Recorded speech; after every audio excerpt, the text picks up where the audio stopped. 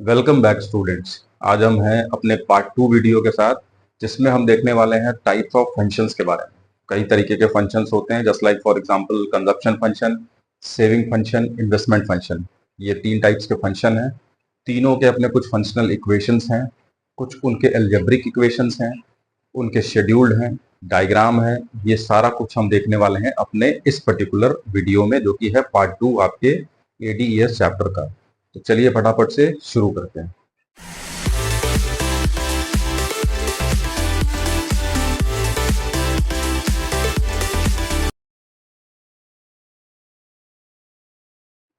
देखिए स्टूडेंट्स, पहले हमने डिस्कस किया है आपका पार्ट वन में हमने बेसिकली क्या डिस्कस किया है। हमने एडी देखा है, एडी के कंपोनेंट्स के बारे में देखा है, फिर कंपोनेंट्स के साथ ही साथ उसका शेड्यूल और डायग्राम देखा था, ठीक है। फिर एएस देखा था, एएस का भी कंपोनेंट देखा था, उसका शेड्यूल और उसका डायग्राम देखा था। ये हमारा कंटेंट था आपके पार्ट वन का, जिसमें हमने बहुत अच्छे से जाना था जेएम कीन्स के बारे में, जिन्होंने ये पूरा का पूरा चैप्टर दिया, पूरा का पूरा मैक्रो इकोनॉमिक्स दिया और उनकी कई सारी पॉलिसीज हैं, वो सब हमने देखा पार्ट वन में। पार्ट टू में बेसिकली हम देखने वाले हैं फंक्शंस के बारे में। हमारे पास तीन टाइप्स के फंक्शन होते हैं: consumption function, saving function, investment function. Consumption function को अदरवाइज हम प्रोपेंसिटी टू सेव भी कहते हैं। सेविंग फंक्शन को प्रोपेंसिटी टू कंजप्शन फंक्शन को हम प्रोपेंसिटी टू कंज्यूम कहते हैं। सेविंग फंक्शन को प्रोपेंसिटी टू सेव और इन्वेस्टमेंट फंक्शन को हम लोग नॉर्मल इन्वेस्टमेंट फंक्शन कहते हैं, ठीक है। अब इसके अंडर में जो चीजें हम पढ़नी है वो मैंने पहले ही लिख दिया है। न्यूमेरिकल वाला चीज है, न्यूमेरिकल भी इसका हम देखने वाले हैं, तो ये न्यूमेरिकल वाली चीजें मैंने पहले ही लिख दी है। आप एक स्क्रीनशॉट ले लीजिए, फिर हम एक एक करके सारे फंक्शंस को देखते हैं, ठीक है। सबसे पहले शुरू करते हैं कंजप्शन फंक्शन से। देखिए, तो डेफिनेशन की बात करें तो डेफिनेशन बिल्कुल सिंपल है। अगर आपका कंजप्शन फंक्शन की डेफिनेशन देखी जाए तो बिल्कुल सिंपल। ये क्या होता है? It is the functional relationship between consumption expenditure और इनकम। यानी इनकम कितना बढ़ता है, उसकी वजह से कंजप्शन एक्सपेंडिचर कितना बढ़ता है, ये इसका एक एक्सप्लेनेशन है। ये आपका आपने पढ़ा होगा कीन्स के बारे में, अगर जानते होंगे तो उनका एक उनका प्रिंसिपल भी है। प्रिंसिपल ऑफ इफेक्टिव डिमांड करके है, प्रिंसिपल ऑफ कंजप्शन है। तो जो प्रिंसिपल ऑफ कंजप्शन है वो यही बोलता है कि इनकम जब बढ़ता है तो कंजप्शन भी बढ़ता है, ठीक है। प्रिंसिपल ऑफ कंजप्शन एक्सपेंडिचर जो है वो यही बोलता है, प्रिंसिपल जब जब इनकम बढ़ता है तो कंजप्शन भी बढ़ता है, लेकिन the rate of increase in income is more than the rate of increase in consumption. यानी इनकम का जो रेट है ये ज्यादा होगा कंजप्शन से, ठीक है। कंजप्शन का जो इंक्रीज करने का रेट है, इनकम का रेट ज्यादा होगा कंजप्शन से, ठीक है। ये कीन्स का एक प्रिंसिपल भी है। अब यहाँ पे हम बात करें तो हमने डायग्राम देख लिया। ये इसका फंक्शनल रिलेशनशिप होता है C is equal to F Y. यानी C हो गया कंजप्शन एक्सपेंडिचर, यहाँ वेयर करके मैंने लिख दिया ये सारा चीज। C is equal to consumption expenditure, F functional relationship, और वाई जो है इनकम को दिखाता है, ठीक है। अब शेड्यूल देखते हैं। अगर इसका शेड्यूल मैंने बताया था आपको, हमने जो स्टार्टिंग में शेड्यूल लिया था वही शेड्यूल आपका चैप्टर एंड तक चलेगा। जहां भी जरूरत होगी वहां वही शेड्यूल यूज किया जाएगा, तो आप शेड्यूल से यूज टू हो जाएंगे, याद भी हो जाएगा। इनकम मैंने जीरो से शुरू किया, इनकम हमेशा जीरो से शुरू होता है, 50-50 करके मैंने इसको बढ़ा लिया। कंजप्शन एक्सपेंडिचर देखिए, 50 से शुरू किया है, 25-25 बढ़ गया है। आप मार्किंग के थ्रू ही डायग्राम बनाइएगा अपने कॉपी में। यहाँ पे मैंने डायरेक्ट डायग्राम बना दिया, पर आप मार्किंग के साथ बनाइएगा, एग्जैक्ट डायग्राम आपका प्रॉपर बनेगा, ठीक है। सबसे पहली चीज अगर यहाँ देखी जाए तो इनकम आपका देखिए, ये 45 डिग्री लाइन वाला जो था हमने पिछली बार पढ़ा था, और कंजप्शन आपका ये हो गया। यहाँ पे एक पॉइंट आता है ई पॉइंट। वो पॉइंट होता है जहां पे income is equal to consumption हो जाता है, ठीक है। ये वाला जो एरिया है यहाँ पे क्या है, यहाँ consumption is greater than income है, ठीक है।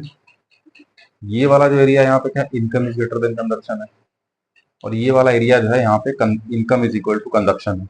अब इसके तीन चीजें निकल के आएंगी। कैसे? अगर इसका एक्सप्लेनेशन लिखना हो तो पहला पॉइंट आप लिखेंगे बिफोर पॉइंट ई। बिफोर पॉइंट ई, ई पॉइंट के पहले क्या हो रहा है, तो consumption is greater than income, और यहाँ पे होता है डिस सेविंग्स।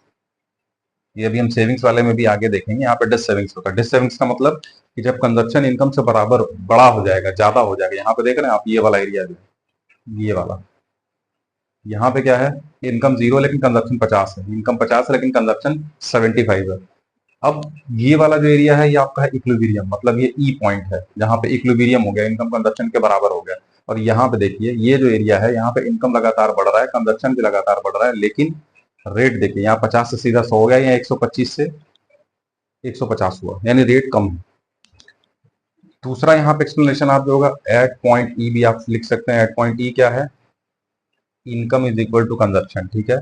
और यहाँ पे होगा नो सेविंग्स, नो सेविंग्स या जीरो सेविंग्स भी हम लिख सकते हैं, ठीक है। और तीसरा हो जाएगा आफ्टर पॉइंट ई, आफ्टर पॉइंट ई क्या हो जाएगा, income is greater than consumption and यहाँ पे आपका स्टार्ट होगा सेविंग्स। यही एक्सप्लेनेशन सेम हमारी रहेगी सेविंग्स फंक्शन के लिए भी, क्योंकि कर्व भी दोनों का सेम ही रहता है, बस वहां सेविंग कर्व को इंक्लूड किया जाता है, यहाँ नहीं इंक्लूड किया गया है, ठीक। तो ये आपका एक्सप्लेनेशन आप देख लीजिए, शेड्यूल देख लीजिए, डायग्राम उससे रिलेटेड देख लीजिए। इसके अलावा इसमें बहुत कुछ पढ़ने को है नहीं। इसका एल्जेब्रिक इक्वेशन होता है, वो जानना जरूरी है कि इसका एल्जेब्रिक इक्वेशन क्या कहता है। तो इसका जो एल्जेब्रिक इक्वेशन होता है वो होता है C is equal to C bar plus B Y. Consumption function का एल्जेब्रिक इक्वेशन बोलता है C is equal to C bar plus B Y, जिसका मतलब होता है सी का मतलब तो सिंपल हो गया कंजप्शन एक्सपेंडिचर, सी बार का मतलब होता है autonomous consumption, autonomous consumption expenditure. इसका मतलब क्या हो गया, वो कंजप्शन एक्सपेंडिचर जो जीरो लेवल ऑफ इनकम पे हो रहा हो, यानी आपने इनकम कुछ नहीं किया लेकिन कंजप्शन कुछ ना कुछ कंजप्शन आप कर रहे हैं अपने बेसिक जरूरतों को पूरी करने के लिए। बी यहाँ पे जो है, बी मतलब होता है MPC, marginal propensity to consume, और वाई मतलब अगेन हो जाएगा इनकम, ठीक है। तो ये इसका एल्जेब्रिक इक्वेशन भी है। तो ये फुल फ्लेज आपको समझ में आ गया होगा कंजप्शन फंक्शन। अब देखते हैं सेविंग फंक्शन के बारे में। देखिए, अब ये अगर सेविंग फंक्शन को हम देखें यहाँ पे, तो सेविंग फंक्शन कंजप्शन फंक्शन के डेफिनेशन और शेड्यूल से ही हम बना सकते हैं, बहुत आसान है। सेविंग फंक्शन क्या बोलता है, it is the function relationship between, अब कंजप्शन फंक्शन में क्या बोला था, between consumption expenditure and income, यहाँ क्या हो जाएगा, बिटवीन सेविंग्स। केवल एक चीज आपको ऐड करना है यहाँ, बिटवीन सेविंग्स, यहाँ एक्सपेंडिचर हट जाएगा, बिटवीन सेविंग्स एंड इनकम, ठीक है, सिंपल। सेविंग और इनकम के बीच में, तो यहाँ भी हो जाएगा S is equal to F Y, मतलब सेविंग और इनकम के बीच में फंक्शन रिलेशनशिप हो जाएगा। यहाँ भी आप लिख देंगे S is equal to savings, जैसे वहां C is equal to consumption था, यहाँ S is equal to saving हो जाएगा। अब अगर इसका शेड्यूल की बात करें हम, तो शेड्यूल भी बहुत सिंपल है, इसमें कुछ नहीं करना है। इनकम और कंजप्शन का शेड्यूल आपने देखा ही था, कुछ नहीं करना है, वहां सेविंग्स आपको निकाल देना। आपको मालूम होता है कि सेविंग का मतलब क्या होता है, वाई माइनस सी। इनकम में से कंजप्शन को माइनस कर देंगे, जो बचेगा वो होता है सेविंग्स। तो अब यहाँ माइनस करके देख लेते हैं क्या क्या है। पहला देखेंगे हम, जीरो में से 50 माइनस हुआ तो -50 आ गया। फिर आपका 50 में से ये माइनस हुआ 75, तो आ गया -25। फिर 100 में से 100 हो गया जीरो। फिर यहाँ पे हो गया 150 minus 125 is equal to 25, then 50, क्योंकि 25 का डिफरेंस है, तो 50, 75 एंड देन 100। ये आपका हो गया शेड्यूल निकल। मैंने कहा ना, एक ही शेड्यूल से आप सब कुछ बना सकते हैं, सारा पूरा चैप्टर एक ही शेड्यूल से पढ़ सकते हैं। ये हो गया आपका, निकल गया सेविंग्स। अब सेविंग्स को आप मार्क करेंगे जब भी, तो आप मार्क करेंगे with the help of this schedule. Without schedule के मार्किंग के मत करिएगा आप, एग्जाम में अगर पूछता है तो। अब यहाँ पे हम देखेंगे, यहाँ पे एक चीज और ऐड करेंगे हम, क्योंकि यहाँ कंजप्शन के साथ साथ सेविंग्स भी है, तो यहाँ हम सेविंग को भी ऐड करेंगे, सेविंग्स एंड कंजप्शन, ठीक है। ये एरो नीचे भी आ जाएगा, ये हो जाएगा वाई डैश, ठीक। अब यहाँ सेविंग कर मैंने एक बना दिया है। आप इक्विलिब्रियम देखेंगे, जहां पे इसका इक्विलिब्रियम है वहां पे ये वाला जो हिस्सा है, यहाँ पे क्या है, सेविंग इज इक्वल टू है जीरो। यहाँ सेविंग जो है इस एरिया में, इस एरिया में आपका सेविंग जो है ये नेगेटिव है, माइनस सेविंग्स में है। ये जो एरिया है, इस एरिया में क्या है, सेविंग्स आपका प्लस में है, पॉजिटिव, यानी यहाँ पे सेविंग्स हो रहा है। इसको हम क्या लिख सकते हैं, माइनस सेविंग को हम लिख सकते हैं अदरवाइज डिस सेविंग्स, यानी सेविंग्स नहीं हो रहा है। यहाँ पर लिख देंगे जीरो और नो सेविंग्स। और ये आपका एरिया जो है, ये तो सेविंग्स का एरिया साफ साफ दिख रहा है। क्यों, क्योंकि यहाँ पे हमने पढ़ा हुआ है कि जब इनकम कंजप्शन से ज्यादा होगा तो होगा सेविंग्स, कंजप्शन इनकम से ज्यादा होगा तो होगा सेविंग्स माइनस में रहेगा, और इनकम कंजप्शन के बराबर होगा तो सेविंग होगा जीरो। ये आपका ये वाला रिलेशन, ठीक है। ये आपका टोटल रिलेशन होता है इनकम कंजप्शन और सेविंग के बारे में, जिसमें सेविंग का इफेक्ट ये रहता है। अगर आप इसको लिखना चाहते हैं एक्सप्लेनेशन में, तो यहाँ मैंने लिख दिया छोटे में, आप इसको बड़े करके लिख सकते हैं। पूरा वर्ड जो है एक एक्सप्लेनेशन फॉर्म में लिख सकते हैं, मैंने एक पॉइंट फॉर्म में लिख दिया है। पॉइंट फॉर्म में भी नंबर मिल जाएगा, no doubt. Before point E consumption is equal greater than income, तो वहां पे डिस सेविंग्स होता है। पॉइंट ई पे इनकम कंजप्शन के बराबर होता है, तो जीरो और नो सेविंग्स होता है। After point E income is greater than consumption, तो देयर स्टार्ट सेविंग्स। ये तीन एक्सप्लेनेशन आप आराम से लिख सकते हैं।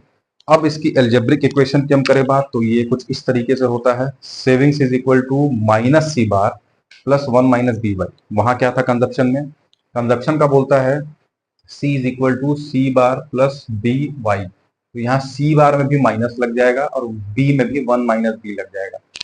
ठीक है, अब यहाँ इसका मतलब क्या होता है, तो एस का मतलब सेविंग्स हो गया, माइनस सी बार जो है आपका, माइनस सी बार का मतलब हो गया माइनस ऑटोनॉमस कंजप्शन। जो वहां ऑटोनॉमस कंजप्शन पॉजिटिव था, यहाँ माइनस में हो जाएगा। 1 माइनस बी का मतलब होता है, वहां बी मतलब एमपीसी था, तो 1 माइनस बी का मतलब 1 माइनस एमपीसी, जो कि होता है एमपीएस। ये हम आगे पढ़ेंगे रिलेशनशिप तो क्लियर हो जाएगा। और वाई मतलब हो गया इनकम। सिंपल, एकदम आसानी से ये कंजप्शन फंक्शन और सेविंग फंक्शन बिल्कुल आसान तरीके से समझ में आ गया होगा शेड्यूल डायग्राम के साथ। एग्जाम में बहुत बार पूछा भी जाता है कि explain the saving function consumption function with the help of schedule diagram, तो आप आराम से इसको एक्सप्लेन कर सकते हैं। छोटे में है और प्रेसाइज है बिल्कुल। अब देखते हैं हम इन्वेस्टमेंट फंक्शन। देखिए यहाँ पे मैंने सारा कुछ लिख दिया है, आपका इन्वेस्टमेंट फंक्शन क्या है, types of investment, determinants of investment, फिर उनके डायग्राम्स, उनके रिलेशनशिप, उनको वो सब आप एक बार स्क्रीनशॉट ले लीजिए पहले, फिर हम इसको शुरू करते हैं, क्योंकि बीच में फिर खिचड़ी बन जाएगी। इसलिए पहले स्क्रीनशॉट लेके फ्री हो लें। अभी क्या है, देखिए इन्वेस्टमेंट फंक्शन सिंपल है। इन्वेस्टमेंट क्यों किया जाता है, जब हम किसी न्यू कैपिटल एसेट्स को इंट्रोड्यूस करने लगते हैं अपने बिजनेस में, तो उससे रिलेटेड जो भी पैसा खर्च होता है वो हमारा इन्वेस्टमेंट। ठीक है, सिंपल अगर तौर से कहा जाए, इन्वेस्टमेंट और जो नॉर्मल एक्सपेंडिचर होता है उसमें क्या अंतर होता है। एक्सपेंडिचर, जो भी नॉर्मल एक्सपेंडिचर है उसमें हमारा केवल खर्च होता है, इन्वेस्टमेंट में भी खर्च होगा, लेकिन उस खर्च से आप कुछ नया प्रोडक्टिव यूज करते हैं, यानी कुछ अपनी प्रोडक्शन कैपेसिटी को बढ़ाते हैं, या फिर अपने नए कैपिटल एसेट्स को जोड़ते हैं अपने बिजनेस में, जिससे अगेन प्रोडक्शन कैपेसिटी आपकी इंक्रीज होगी और आप उससे प्रॉफिट कमाते हैं।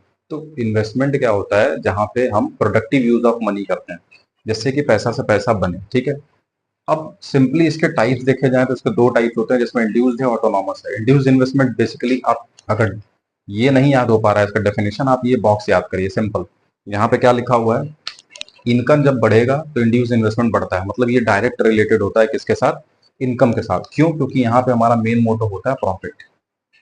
आप जब भी प्रॉफिट कमाना होगा, अब मान लीजिए आपको इन्वेस्टमेंट ज्यादा करने पर ज्यादा प्रॉफिट मिल रहा है, तो आप क्या करेंगे, इनकम, जब भी आपकी इनकम बढ़ेगी तो आप ज्यादा इन्वेस्टमेंट करेंगे। क्यों, क्योंकि आपको ज्यादा प्रॉफिट कमाना है। तो ये डायरेक्ट रिलेशन होता है इसमें इनकम और इंड्यूस इन्वेस्टमेंट के बीच में। इसका डायग्राम आप देखेंगे तो ये बिल्कुल जो है 45 डिग्री लाइन होता है, क्योंकि जब भी आपका ये जैसे इनकम है वाई है, ये वाई वन हुआ, इनकम वाई से वाई वन होता है, तो इंड्यूस इन्वेस्टमेंट भी आई से आई वन हो गया। ठीक, ये आपको बढ़ा हुआ एरो दिख रहा है, क्योंकि डायरेक्टली रिलेटेड होता है प्रॉफिट से, इसलिए। ऑटोनॉमस इन्वेस्टमेंट क्या होता है, जो पूरे चैप्टर में हमने पढ़ रखा है वो सब ऑटोनॉमस इन्वेस्टमेंट है, जो कि कांस्टेंट होता है। क्यों कांस्टेंट होता है, क्योंकि इसका प्रॉफिट मोटिव होता ही नहीं। यहाँ पे हम नॉट प्रॉफिट मोटिव पे काम करते हैं, हमारा प्रॉफिट मोटिव का उद्देश्य नहीं होता, इसलिए इनकम बढ़े चाहे इनकम घटे, autonomous investment remains constant at any level of income. ठीक है, यहाँ पे आप देख सकते हैं, ये बॉक्स आप याद कर लीजिए, इनकम बढ़ रहा है, ऑटोनॉमस इन्वेस्टमेंट कांस्टेंट है, इनकम घटे तो भी कांस्टेंट है। इसीलिए इसका ये जो ग्राफ है, जो इसका कर्व है, जो इसका डायग्राम है, वो भी पैरेलल टू एक्स एक्सिस है। क्यों, क्योंकि इनकम अगर बढ़ता है, आगे जाता है, तो भी ऑटोनॉमस इन्वेस्टमेंट में कोई असर नहीं पड़ता, क्योंकि ये प्रॉफिट मोटिव के लिए नहीं होता। अब बढ़ते हैं इधर, आपका डिटर्मिनेंट्स ऑफ इन्वेस्टमेंट की बात करें, तो इन्वेस्टमेंट डिटरमाइन कैसे करते हैं कि हमको कितना इन्वेस्टमेंट करना है या नहीं करना है, क्यों करना है। ठीक है, वो सबके जवाब हैं ये दो डिटर्मिनेंट्स होते हैं। पहला आपका मार्जिनल एफिशिएंसी ऑफ इन्वेस्टमेंट, जिसको बोलते हैं MEI। दूसरा होता है आपका रेट ऑफ इंटरेस्ट, जिसको बोलते हैं ROI। ठीक, अब MEI क्या होता है, तो ये एक्सपेक्टेड रेट ऑफ रिटर्न है। जैसे हम कोई भी एडिशनल इन्वेस्टमेंट करने वाले हैं, चाहे वो न्यू कैपिटल एसेट्स को जोड़ने के लिए करें, या पैसा हम कहीं लगा रहे हैं जिससे कि हम पैसा बनाएं, किसी और शेयर्स में इन्वेस्ट करें, डिबेंचर्स में करें, या कहीं भी करें, तो उससे कितना एक्सपेक्टेड रिटर्न मिलने वाला है, 10% मिलेगा, 20% मिलेगा, तभी तो इन्वेस्टमेंट करेंगे ना। दो चीजें मायने रखती हैं कि भाई आपको कितना रिटर्न मिल रहा है, और आपको मान लीजिए आपके पास सारा पैसा पड़ा हुआ है तब तो ठीक है, और आप अगर पैसा नहीं है आपके पास तो आप लोन लेते हैं, लोन लेंगे तो उस पर भी तो इंटरेस्ट देना पड़ेगा ना। तो सपोज वो इंटरेस्ट कहाँ जाएगा, वो आता है रेट ऑफ इंटरेस्ट वाले कॉलम में, यानी यहाँ क्या, it is the cost of borrowing money for financing the assets. ठीक है, जो आप पैसा लेते हैं अपने एसेट्स को बोरो करने के लिए या इन्वेस्टमेंट करने के लिए, वो होता है आपका रेट ऑफ इंटरेस्ट। तो अब सपोज इसमें कॉमन सेंस की बात यह है कि अगर आप, रिटर्न आपका है किसी भी चीज से जहां इन्वेस्ट करना है, उससे रिटर्न मिल रहा है 12%, और आपने उस इन्वेस्टमेंट को करने के लिए लोन लिया हुआ है। आपको एक मशीन खरीदनी थी 10 लाख रुपए की, आपके पास 10 लाख नहीं थे, आपने क्या किया, 10 लाख का लोन फाइनेंस कराने का सोचा। ठीक, तो सबसे पहले आप देखेंगे मशीन जब हम खरीदेंगे तो उस मशीन से हमारा इनकम कितना होगा। यानी रेट ऑफ रिटर्न कितना हमको देगी वो मशीन, तो वो मान लीजिए सपोज कर लेते हैं 12%। उसका भी निकालने का तरीका है, इसके सप्लाई प्राइस और प्रोस्पेक्टिव यील्ड को देख के हम निकालते हैं। मान लीजिए 12% दे रही है, तो उसमें जो हम लोन लेने जा रहे हैं वहां हमको इंटरेस्ट कितना देना पड़ रहा है, तो सपोज कर लेते हैं वहां हमको देना पड़ रहा है 10%। तो ऐसे केस में तो सही है, तब भी आपको 2% का फायदा हो रहा है, मतलब नुकसान नहीं हो रहा है। फायदा कम है पर नुकसान नहीं हो रहा है। तो ऐसे केस में हम इन्वेस्टमेंट लेने के लिए आगे बढ़ते हैं कि चलो ठीक है, हम लोन लेके इन्वेस्टमेंट कर देते हैं। लेकिन ये है आपका, देखिए मैंने यहाँ लिखा ना, MEI अगर ग्रेटर है ROI से, यानी ये अगर 12% है, ये 10% है, तब तो ठीक है, तब आपका इन्वेस्टमेंट प्रॉफिटेबल है, भले कम है लेकिन ठीक है।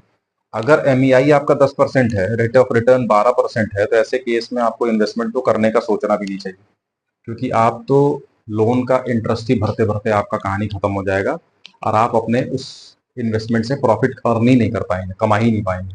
तो ऐसे केसेस में हम अवॉइड करते हैं इन्वेस्टमेंट के लिए, क्योंकि वो नॉन प्रॉफिटेबल की जगह लॉस में आपको ढकेल देगा। अब यहाँ मार्जिनल एफिशिएंसी ऑफ इन्वेस्टमेंट निकालने के दो तरीके हैं, जो उसमें एक होता है सप्लाई प्राइस, एक होता है प्रोस्पेक्टिव यील्ड।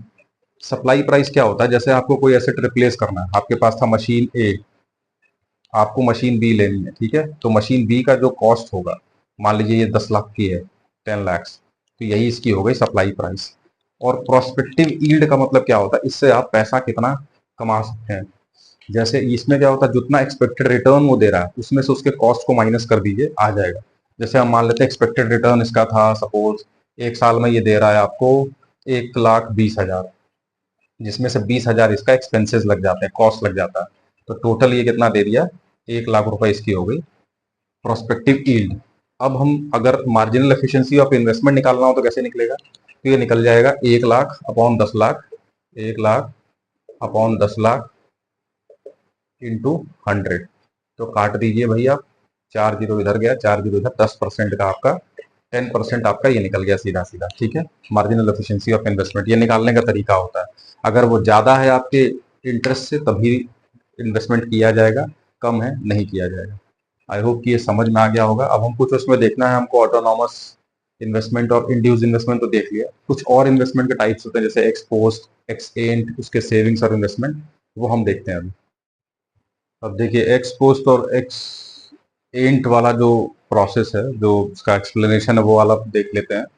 एक्स एंट इन्वेस्टमेंट में बेसिकली एंड जो शब्द है यहाँ, इसका मतलब आप समझिए प्लांट, ठीक है, जो प्लांट किया हुआ। और एक्स पोस्ट जो है उसका मतलब होता है एक्चुअल। बस इतना समझ लेंगे तो बाकी डेफिनेशन आप कुछ भी लिख दीजिए, उससे कोई फर्क नहीं पड़ता।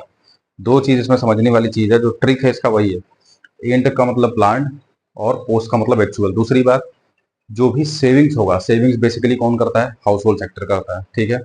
और इन्वेस्टमेंट कौन करता है, फर्म सेक्टर करता है। बस यही आप दो चीज समझ लीजिए, बाकी डेफिनेशन आप देख लीजिए, सब उसी पे है। जैसे एक्स एंड सेविंग अगर देखा जाए तो household plans to save at different income level. Ex ante investment, तो यहाँ यहाँ हाउस होल्ड था, यहाँ पे हो गया फर्म। प्लान्स टू इन्वेस्ट, यहाँ सेव था, सेव की जगह यहाँ इन्वेस्ट हो गया, सेम डेफिनेशन दिया, at different income level. Ex post की बात करें तो एक्चुअल और realise savings during a year, साल भर के अंदर जो भी हुआ, ये प्लान करते हैं हम अगले साल के लिए कि हाँ इस साल हम इतना इन्वेस्टमेंट करने वाले हैं, इस साल हम इतना सेविंग करने वाले हैं। एक्स पोस्ट में क्या होता है, जो सेविंग हो चुकी है साल भर के अंदर, ड्यूरिंग द ईयर जितना भी सेविंग हुआ है। एक्स पोस्ट इन्वेस्टमेंट में क्या हो जाएगा, ड्यूरिंग द ईयर जितना भी एक्चुअल इन्वेस्टमेंट हुआ है ड्यूरिंग द ईयर, ठीक है।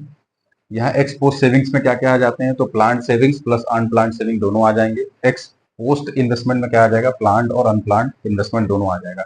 एक चीज यहाँ जानने वाली और है कि जो हम equilibrium level of national income पढ़ेंगे आने वाले समय में, या इकोनॉमिक इक्विलिब्रियम जो होता है वो कहाँ पे होगा, वहां पे जहाँ पे आपका एक्स, जहाँ पे ये दोनों बराबर हो जाए, बस ये हम कहना चाह रहे हैं। यानी ex ante saving is equal to ex ante investment, यहीं पे आपका इक्विलिब्रियम होता है। ये आप अलग से नोट जरूर कर लीजिएगा, नोट बना के लिख लीजिएगा, ये बहुत जरूरी है। इकोनॉमिक इक्विलिब्रियम यहीं पे होता है जहां प्लान वाले दोनों बराबर हो जाए। हमने जो प्लान किया था वो हमारा एज इट इज हो जाए, दोनों बराबर हो जाए, सेविंग इन्वेस्टमेंट, ठीक है।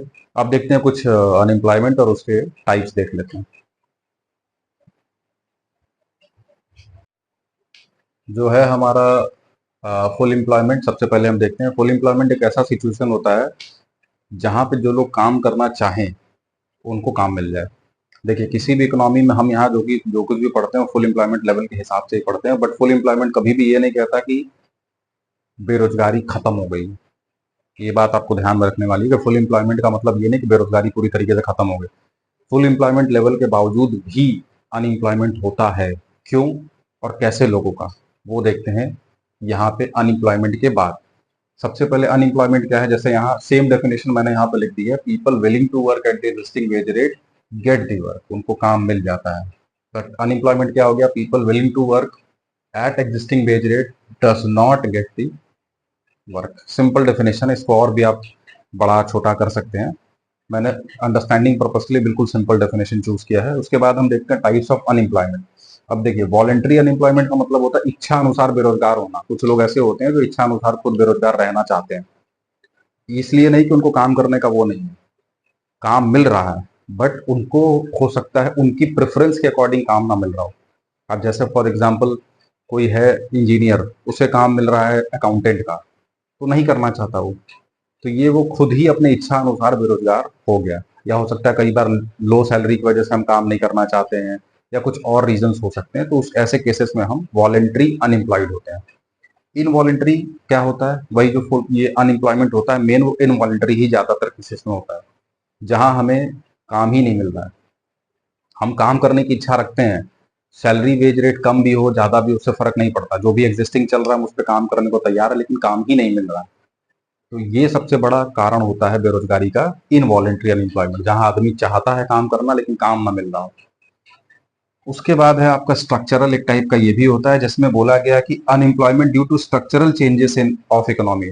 इकोनॉमी जो है उसमें कई सारे स्ट्रक्चरल चेंजेस होते हैं। जैसे ये हमारा ट्रेड साइकिल है, यहाँ बड़ा बना दे रहा हूँ मैं। ट्रेड साइकिल में आपका ये आपका फुल एम्प्लॉयमेंट लेवल हो गया। ये आपका ट्रेड साइकिल कुछ यूं चलता है। ये वाला जो पीक है इसको बोलते हैं बूम पीरियड, जहाँ पे इकोनॉमी में सब कुछ बढ़िया हो, इन्फ्लेशन कम हो, अनएम्प्लॉयमेंट कम हो, तमाम चीजें अच्छी चल रही हो। ये जो लोवेस्ट पार्ट होता है इसको बोलते हैं डिप्रेशन, यहाँ पे सारी चीजें खराब हो चुकी हो, अनएम्प्लॉयमेंट ज्यादा हो चुका हो, इन्फ्लेशन हो। ये जो आता है इसको बोलते हैं रिसेशन, जैसे जब इकोनॉमी डिप्रेशन की तरफ बढ़ रही होती है। और यहाँ से जब डिप्रेशन से वो ऊपर जाती है वापस से, इसको बोलते हैं रिकवरी फेज, यानी इकोनॉमी रिकवरी कर रही है फिर वापस से यहाँ बूम आ जाता है। ठीक है, तो ये इन ट्रेड साइकिल्स की वजह से भी कई बार अनएम्प्लॉयमेंट आ जाता है। जैसे डिप्रेशन में, रिसेशन में जनरली हम देखते हैं कि अनएम्प्लॉयमेंट का रेट ज्यादा रहता है। तो अब यहाँ फुल एम्प्लॉयमेंट मैंने बताया ना, फुल एम्प्लॉयमेंट होने के बावजूद there exist which type of unemployment, voluntary unemployment. ठीक है, इच्छा अनुसार बेरोजगार उस समय मौजूद रहते हैं फुल एम्प्लॉयमेंट पे। फुल एम्प्लॉयमेंट पे ये नहीं रहते हैं, ये नहीं मिलेंगे आपको, पर ये मिलेंगे। ऐसे बेरोजगार होंगे फुल एम्प्लॉयमेंट लेवल पे भी जो काम करना नहीं चाह रहा। तो यहाँ पे हमारा ये पूरा चैप्टर का ये वाला पार्ट खत्म।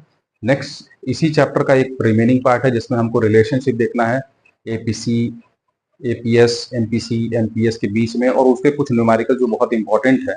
बिना न्यूमेरिकल के आप इस चैप्टर को समझ ही नहीं सकते, तो वो हम अपने पार्ट थर्ड में देखेंगे न्यूमेरिकल। सो कीप वॉचिंग, मिलते हैं नेक्स्ट वीडियो में।